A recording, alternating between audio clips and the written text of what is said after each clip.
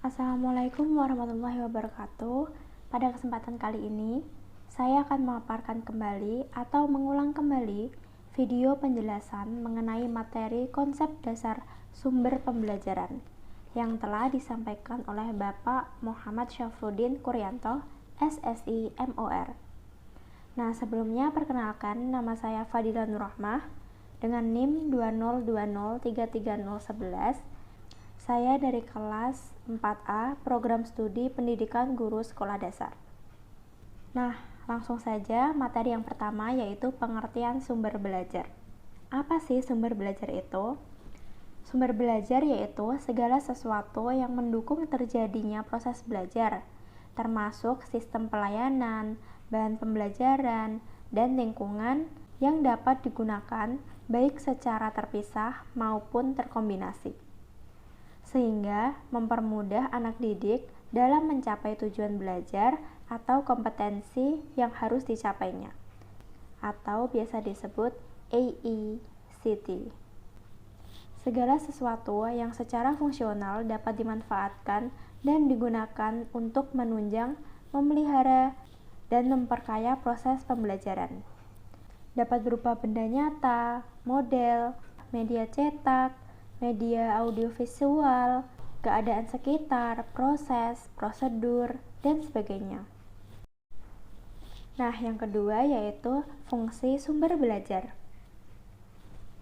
Fungsi utama sumber belajar yaitu untuk memperbaiki, memelihara, dan meningkatkan kualitas pembelajaran yang sedang dilaksanakan.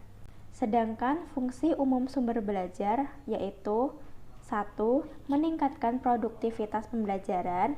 2. Lebih memantapkan pembelajaran. 3. Memberikan kemungkinan pembelajaran yang sifatnya lebih individual. 4. Memberikan dasar yang lebih ilmiah terhadap pembelajaran. 5. Memungkinkan belajar secara seketika. 6. Memungkinkan penyajian pembelajaran yang lebih luas.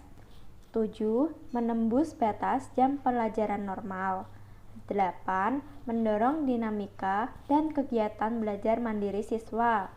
9. Memelihara iklim akademis dalam proses pembelajaran. 10. Mengatasi keterbatasan guru. 11. Memperluas pemahaman dan wawasan siswa. 12. Antisipasi dan proaktif terhadap perkembangan. Nah, yang ketiga, kegunaan sumber belajar. Apa sih gunanya sumber belajar? Yang pertama, dapat meningkatkan intensitas minat dan perhatian para siswa terhadap materi pelajaran yang disajikan. Yang kedua, dapat memelihara suasana belajar yang solid, kreatif, dinamis, dan menyenangkan.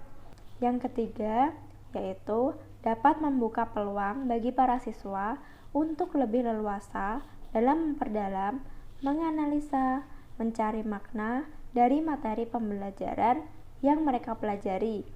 Dan yang keempat yaitu dapat mendorong para siswa untuk melakukan terobosan akademis melalui pendekatan berpikir inovatif.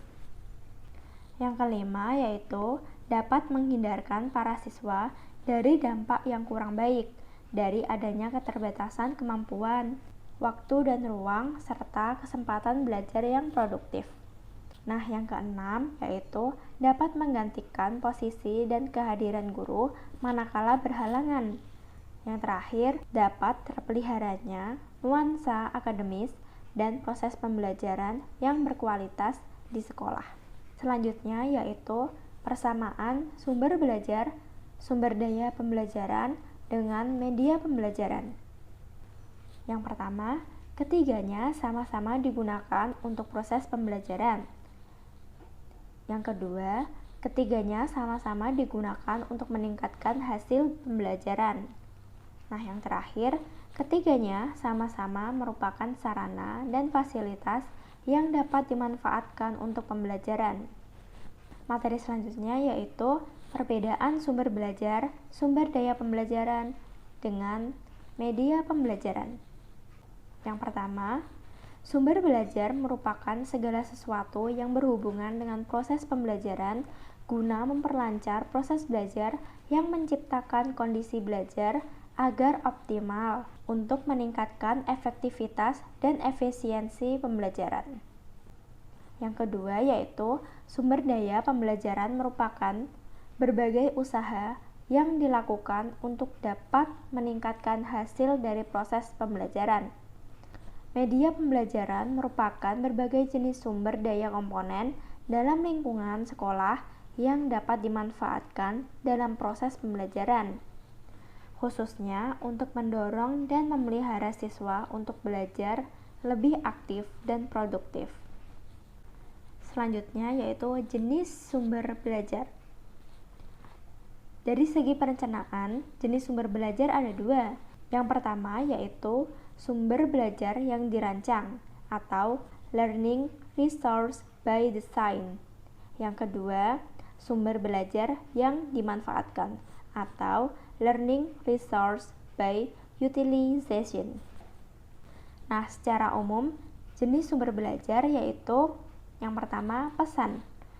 Pesan merupakan informasi yang harus disalurkan oleh komponen lain berbentuk ide, fakta, pengertian, dan data.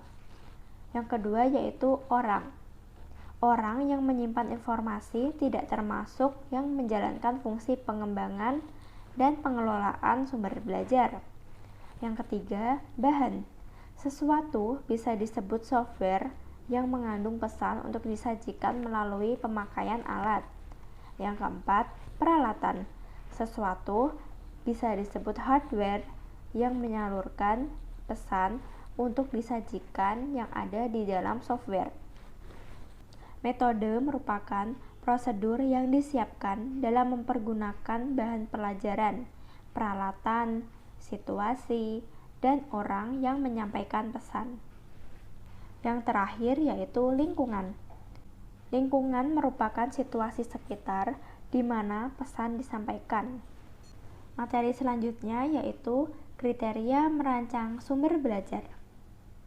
Yang pertama yaitu ekonomis, yang kedua praktis dan sederhana, yang ketiga mudah diperoleh, yang keempat komponen sesuai dengan tujuan, yang kelima fleksibel.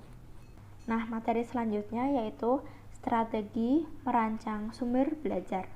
Yang pertama, mengidentifikasi karakteristik sumber belajar yang akan digunakan.